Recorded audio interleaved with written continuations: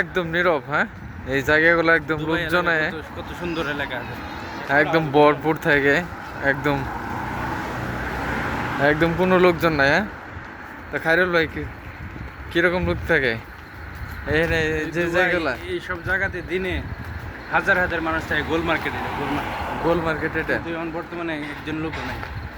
গোল মার্কেটের সামনে আছি আমরা। এই যে এটা হচ্ছে গোল মার্কেট। এইগুলা সবগুলাই পিছিয়ে, এটাই হচ্ছে গোল মার্কেট। এই যে এটা গোল মার্কেট। তো একটা লোকজন নাই আজকে। হ্যাঁ, একদম নীরব। তো এই বাংলাদেশের যে নায়ক নায়িকারা আসে বা সেলিব্রিটিরা যারা আসে আর কি, এই যে এইসব আবাসিক ফুইটালে এইখানে থাকে আর কি। হ্যাঁ, এগুলাই থাকে। এই দেখেন, আর এখানে হচ্ছে গোল মার্কেট। এগুলাই তো এই যে, আর সবগুলো তো এখন বন্ধ না হয় দেখতে পারতেন। তা আমরা এমন টাইমে আসছি, এখন কটা বাজে এখানে? 1:15। 1:15 আসছি আমরা। বাংলাদেশ টাইম 3টা। বাংলাদেশ টাইম রাত 3টা। তা আমাদের প্রোগ্রাম ছিল না যে এরকমভাবে আমরা আইমু। তো রাত্রিবেলা ভাবলাম যে সবাই মিলে একটু ঘোরাঘুরি করি। রাত্রিবেলায় হচ্ছে দুবাইয়ের সৌন্দর্য। হ্যাঁ, তো সাদিক তুমি যা আসছো কেমন লাগতেছে? ভালো লাগতেছে। তো সাদিকে এই প্রথম আসা আর কি। সাদিকের এই প্রথম আসা। তো আমি দুবাই আসছি, এইখান থেকে আসা মানে অন্য জায়গায় ঘোরা হয়েছে।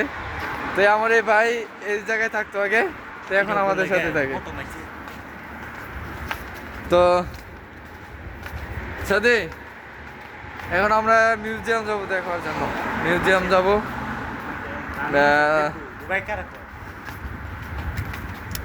কি বলবো, আসলে এই অনুভূতিটা খুব ভালো লাগতেছে। আর ঠান্ডা হাওয়া সবকিছু মিলে পরিবেশ সব দিক দিয়ে ভালো লাগতেছে।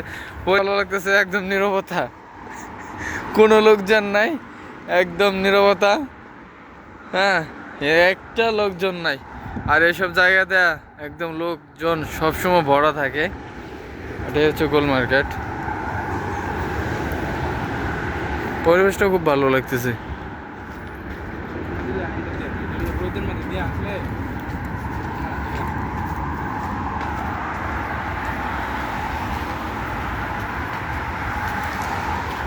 দুবাইয়ের রাস্তাগুলো অনেক সুন্দর। হ্যাঁ, রাস্তাগুলো একদম শরীরে ময়লা থাকে কিন্তু রাস্তার মাঝে একটা ময়লা থাকে না।